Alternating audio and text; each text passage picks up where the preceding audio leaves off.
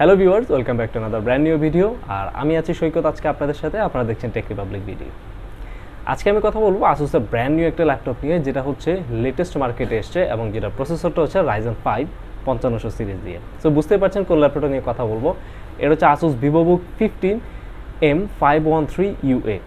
So চলুন কথা না বাড়িয়ে প্রথমে হচ্ছে আমরা আনবক্সিংটা দেখে নিই।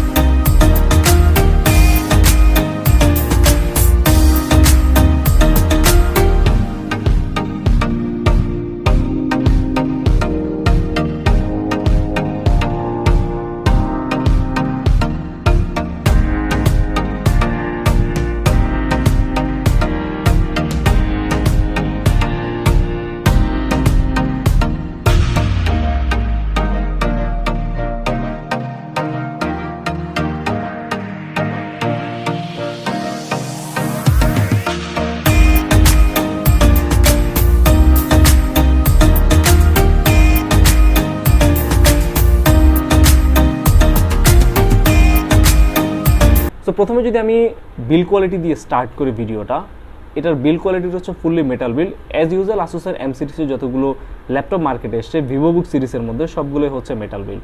সো এই ল্যাপটপটারও বিল্ড কনফিগারেশনটাও খুবই ভালো, বিল্ডটা খুবই স্ট্রং, অ্যান্ড সে সাথে যেহেতু মেটাল বিল্ড, এটা ক্যারি করার ক্ষেত্রে আমি বলবো এটা one of the best laptop. And এই ল্যাপটপটা হচ্ছে ব্ল্যাক কালার দিয়ে এই মুহূর্তে মার্কেটে অ্যাভেলেবেল। সো প্রথমে যদি আমি প্রসেসর নিয়ে কথা বলি, এটা হচ্ছে Ryzen 5 5500U সিরিজের একটা প্রসেসর এই ল্যাপটপটাতে ইউজ করা হয়েছে। এটা হচ্ছে 6 কোর 12 থ্রেডের একটা প্রসেসর। সেই সাথে এই ল্যাপটপটাতে হচ্ছে বাই ডিফল্ট 8GB র্যাম দিয়ে আসছে এবং 512GB NVMe SSD দেওয়া আছে এটার স্টোরেজ হিসেবে। তবে এখানে একটা ইন্টারেস্টিং বিষয় আছে, এম সিরিজের যে ল্যাপটপগুলো আগে ছিল সেই ল্যাপটপগুলো হচ্ছে র্যামটা আপগ্রেডেবল ছিল না এবং SSD আপনারা আপডেট করতে পারতেন না। বাট M513UA এই ল্যাপটপটাতে হচ্ছে আসুস থেকেই দুটো র্যাম স্লট ইউজ করা আছে, চাইলে আপনারা সেখানে র্যাম এক্সপান্ড করতে পারবেন। প্রসেসরের পাশাপাশি এই ল্যাপটপে রেডিয়নের ভেগা 7 জিপিইউ ইউজ করা আছে, যেটা হচ্ছে ইন্টিগ্রেটেড। সো ভেগা জিপিইউটা খুবই ভালো, আপনারা এটাতে ফটোশপ, ইলাস্ট্রেটর থেকে শুরু করে ছোটোখাটো ভিডিও এডিটিং বা হচ্ছে গেমিংও যদি চান খুব আরামসে করে নিতে পারবেন। অ্যান্ড এটার ডিসপ্লেটা হচ্ছে 15.6 ইঞ্চ, যেটা রেজুলেশন হচ্ছে 1920x1080 পিক্সেল। সেই সাথে এটা হচ্ছে 100% sRGB সাপোর্টেড।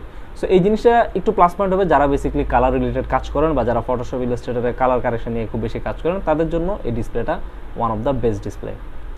বাই ডিফল্ট এই ল্যাপটপটাতে উইন্ডোজ 11 দেওয়া আসে এবং এটার এআইও পোর্ট নিয়ে যদি কথা বলতে হয়, এখানে হচ্ছে USB 3, USB Type-C, HDMI এবং হচ্ছে হেডফোন জ্যাক অ্যাভেলেবেল আছে।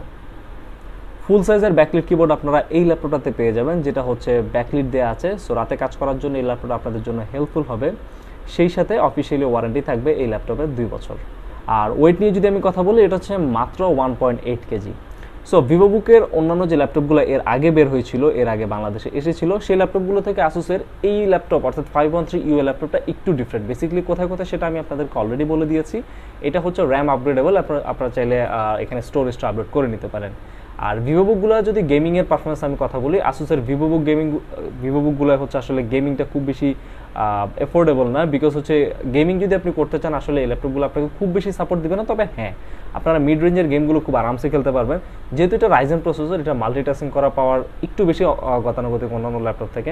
সো আপনারা চাইলে আপনাদের মিড রেঞ্জের কাজগুলো, সেই সাথে ছোটোখাটো গেমিং, অ্যাডোবি ইলাস্ট্রেটর থেকে শুরু করে আপনারা যদি মায়া অ্যাপ বা আরেকটু যদি ভারী কোনো অ্যাপস আপনারা ইউজ করতে চান লাইক আর্কিটেকচারে, খুব আরামসে এই ল্যাপটপটা করে নিতে পারবেন। অনেক কথা হলো ফাইনালি প্রাইস।